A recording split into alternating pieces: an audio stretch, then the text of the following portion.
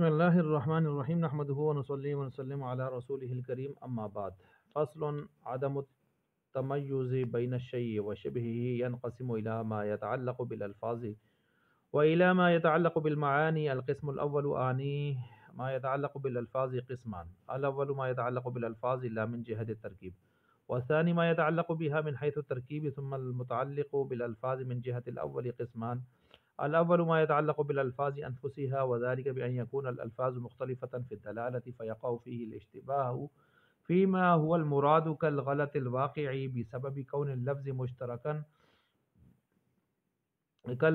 لفظيا بين المعنيين. اور اس کے بعد جو ہے آگے فرماتے ہیں او اکثر وكون أحد معانيه حقيقيا والآخر مجازيا ويندرج فيه الاستعارة وأمثالها وكل ذلك يسمى بالاشتراك اللفظي كما تقول لعين الماء هذه عين وكل عين يستضيء بها العالم فهذه العين يستضيء بها العالم أو تقول زيد أسد وكل أسد له مخالب فزيد له مخالب. والغلط في الأول كون لفظ العين مشتركا لفظيا بين عين الماء والشمس وفي الثاني كون اطلاق لفظ الاسد على زید مجازیا وعلى الحیوان المفترس حقیقیا. مصنف رحمۃ اللہ علیہ یہاں اس فصل سے المرقات فی علم المنطق کے تحت یہاں سبق نمبر 58 آپ کے سامنے جاری ہے، جس میں مصنف رحمۃ اللہ علیہ پچھلے سبق میں جو آخر میں آیا تھا نا کہ اسباب کسی کو غلطی میں یا وسوسے میں یا مغالطے میں ڈالنے کے جو اسباب ہیں، اب وہ بہت سارے ان میں سے دو بتائے تھے، دو کو پھر سمیٹتے ہوئے ایک کی طرف آئے تھے، اور ان میں سے ایک ہی بتایا تھا کہ جو آخر میں سمیٹا تھا جس میں سارے اسباب کو، کہ عام طور پر اصل اور نقل میں فرق نہیں کیا جاتا، یعنی اصل اور مشابہ جو اس کے ساتھ مشابہت رکھنے والی چیز ہوتی ہے ان میں فرق نہیں کیا جاتا، جس کی وجہ سے یہ غلطی لگ جاتی ہے، مغالطے میں انسان پڑ جاتا ہے یا اگلے کو ڈالا جاتا ہے. اب یہاں اس سبق میں یہ بتا رہے ہیں کہ یہ جو غلطی مغالطہ میں ڈالا جاتا ہے یا آدمی پڑ جاتا ہے اصل اور چیز اور اس کے مشابہ میں فرق نہ کرنے کی وجہ سے، تو اس کی تفصیلات کو یہاں پر بیان فرما رہے ہیں. تو فرماتے ہیں کہ یہ یہاں پر اس طرح کے جو عدم امتیاز ہے جس کی وجہ سے آدمی یعنی اصل اور مشابہ میں امتیاز اور فرق نہیں کر پاتا، آدمی فرق اور آدمی امتیاز کی یہاں پر دو قسمیں ہیں. پہلی قسم ہے بالالفاظ، دوسری قسم ہے بالمعانی. پھر یہ جو پہلی قسم ہے بالالفاظ، اس کے دو یعنی اس کا مطلب یہ ہوتا ہے کہ دو چیزوں کے درمیان مشابہت الفاظ کے اعتبار سے آ رہی ہے اور جس میں عام طور پر امتیاز اور فرق نہیں کیا جا رہا. متعلق بالمعانی کا مطلب یہ ہوتا ہے کہ دو چیزوں کے درمیان جو ہے وہ مشابہت معنی کے اعتبار سے آ رہی ہے اور اس میں امتیاز اور فرق نہیں کیا جا رہا. ٹھیک ہو گیا. اب متعلق بالالفاظ جو ہیں اس کی دو قسمیں بنتی ہیں، ان کو ایک وہ جن کا تعلق صرف الفاظ سے ہوتا ہے، اس میں ترکیب کا کوئی عمل دخل نہیں ہوتا. دوسری وہ قسم ہوتی ہے جس کا تعلق الفاظ سے اور ترکیب دونوں سے ہوتا ہے. اچھا جی، پھر وہ کہ جن کا تعلق صرف الفاظ سے ہو، ترکیب سے نہ ہو، پہلی قسم، اس کی آگے پھر دو قسمیں ہیں. پہلی قسم بنتی ہے جس کا تعلق بذات خود الفاظ سے ہو، بذات خود کس سے ہو؟ الفاظ سے ہو، اور الفاظ کی دلالت کس پر ہو رہی ہو؟ معانی پر مختلف انداز سے ہو رہی ہو. یہ پہلی قسم بن جاتی ہے. دوسری قسم اس کی بن جاتی ہے کہ جس کا تعلق الفاظ سے ہو اور گردان کے سبب، صیغے میں مشابہت کے سبب اس میں جو ہے وہ جو ہے غلطی اور مغالطہ پیدا ہو رہا ہو. اچھا بھائی، اس میں پھر دوسری قسم اس کی آئی تھی وہ کہ جو الفاظ مع ترکیب بھی جن کے ساتھ مشابہت ہوتی ہے، الفاظ اور ترکیب کے ساتھ مشابہت ہوتی ہے، تو اس کی بھی صورتیں ہیں مختلف. اس کی دو بلکہ تین صورتیں یہاں پر مصنف رحمۃ اللہ علیہ نے بیان فرمائی ہیں، تین صورتیں اس کی بیان فرمائی ہیں. اب ذرا آپ یہ تو میں نے آپ کے سامنے کچھ تمہیدی بات رکھ دی، اب میں آپ کے سامنے بیان کرنے چلا ہوں.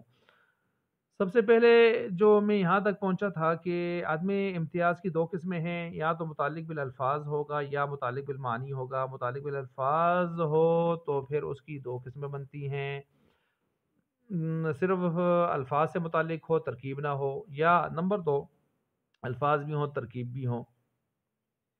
پھر وہ جس کا تعلق صرف الفاظ سے ہو اس کی دو قسمیں بنتی ہیں. اب ان میں سے پہلی قسم وہ ہے یعنی جن کا تعلق صرف الفاظ سے ہو ترکیب سے نہ ہو. ان میں پہلی قسم یہ ہے کہ اس میں الفاظ کی دلالت معنی کے اوپر مختلف طریقوں سے آ رہی ہو جس سے اشتباہ پیدا ہو جائے، غلطی واقع ہو جائے.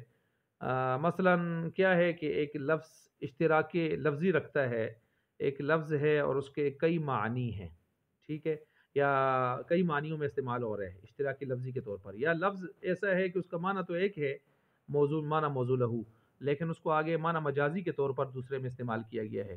اب یہاں پر معنی حقیقی اور مجازی میں فرق نہ کیا جائے تو اس سے بھی ظاہر بات ہے تشویش پیدا ہو جائے گی، مغالطہ پیدا ہو جائے گا.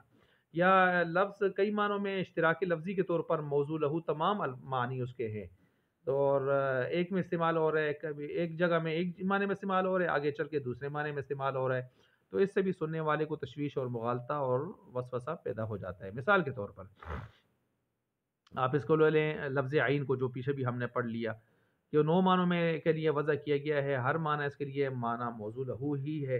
اس کی مثال ہم نے پیچھے بھی دی تھی، مثلا ھذا عین ہے یا ھذہ عین، یہ چشمہ ہے پانی کا، اور وکل عین یستضیء بها العالم، اور ہر وہ عین سے مراد یہاں پر آفتاب ہے، سورج ہے، جس کے ذریعے چمکتا ہے کون، روشنی حاصل کرتا ہے کائنات، یہ جہان.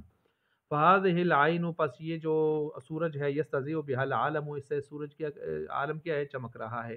دیکھیں یہاں پر صغرا میں عین کا مطلب چشمہ لے لیا ہے پانی کا، اور کبرا میں آگے جو ہے وہ کس کو لے لیا ہے، سورج کو لے لیا ہے. تو ظاہر بات ہے آگے یہاں سے خرابی ہو گئی نا کہ ایک لفظ میں اشتراکی لفظی پایا جا رہا تھا اور اس کو جدا جدا معنوں میں لیا، تو آگے نتیجہ بھی غلط ہو جائے گا جا کے.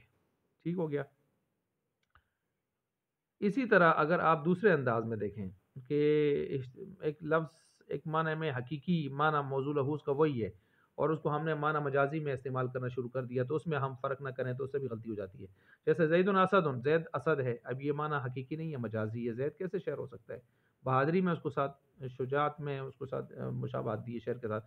آگے کہتے ہیں وَكُلُّ أَسَدٍ لَهُ مَخَالِبُ، ہر شعر جو ہوتا ہے اس کے لیے پنجہ ہوتا ہے. فَزَيْدٌ لَهُ مَخَالِبُ، بس زید کے لیے بھی کیا ہے، مخالب پنجہ ہے. اب زید کا پنجہ کدھر سے آیا؟ تو یہاں پر حقیقی اور مجازی میں فرق نہ کرنے کی وجہ سے مغالطہ اور وسوسہ میں ڈال دیا گیا. تو یہ پہلی قسم ہو گئی کس کی بھائی، جس کا تعلق صرف الفاظ سے ہو ترکیب سے نہ ہو، اس کی پہلی قسم ہو گئی. والثاني ما يتعلق بالالفاظ بسبب التصريف كالاشتباه الواقع في لفظ المختار، فانه كان اذا ما بمعنى المفاعل كان اصله مختيرا بكسر الياء، واذا كان بمعنى المفعول كان اصله مختيرا بفتحها. صحیح ہو گیا. اب یہاں پر فرماتے ہیں کہ کبھی ایسے بھی ہو سکتا ہے دوسری قسم کہ جس میں الفاظ جو ہے الفاظ بسبب گردانوں کے اور صیغوں کے ظاہری مشابہت رکھنے کی وجہ سے اس میں تشویش اور مغالطہ پیدا ہو جائے. مثلا مثال دیتے ہیں مصنف رحمۃ اللہ علیہ، مختار، لفظ مختار جو ہے اختار اختار اختیاراً اختاراً، یہ باب افتعال سے ہے، اور اس کا اسم فاعل دیکھیں مختار ہے، اس کا اسم مفعول دیکھیں مختار ہے. بظاہر دونوں مختار مختار ہیں. اب اس میں تشویش پیدا ہوتی ہے کہ اس میں فاعل پڑھیں اس کو یا اس میں مفعول پڑھیں. تو کہتے ہیں کہ اصل کی طرف جایا جائے. اصل میں مختار اس میں فاعل جو تھا مختیرون تھا، مفتعیلون کے وزن پر، اور مختار اس میں مفعول جو تھا مختیرون تھا، مفتعالون کے وزن پر. اصل میں تو فرق ہو جائے گا، لیکن جس آدمی کو اصل کا پتہ نہیں اور یہ اصول اور ضوابط کا پتہ نہیں ہے، وہ بیچارہ مختار کو کبھی اس میں فاعل بنائے گا، کبھی اس میں مفعول بنائے گا، تو اشتباہ پیدا ہو جائے گا، مغالطہ پیدا ہو جائے گا. ایسے ہی بہت ساری صیغے صرف میں آپ نے پڑھے ہیں کہ جن کی شکلیں صورتیں ملتی جلتی ہیں. بینا بینا بینا، اب یہ ماضی معلوم بھی ہے، مجہول بھی ہے، جمع مونس کا صیغہ ہے، اور ادھر سے آپ دیکھیں تو امر میں بھی یہی جا رہا ہے. قلنا قلنا قلنا دیکھ لیں. اسی طرح خفنا خفنا خفنا، خفنا کو تو الگ کر دیں، لیکن خفنا خفنا یہ ماضی معلوم بھی ہے، مجہول بھی ہے. تو کیا کرتے ہیں آپ اس کا اصل نکالتے ہیں، خوفنا خوفنا، بیعنا بیعنا، قولنا قبلنا، یہ آپ فرق نکال کے اسر کرتے ہیں. اس طرح آپ تدعینا، ٹھیک ہے جی، تو اس طرح کے آپ صیغوں میں جاتے ہیں. تو تدعینا یا تدعوبینا، تو جمع مونس میں آپ کہتے ہیں اصل پر ہے، اور واحد مونس حاضر میں جو ہے اس کا وہ اصل نکالنا پڑتا ہے.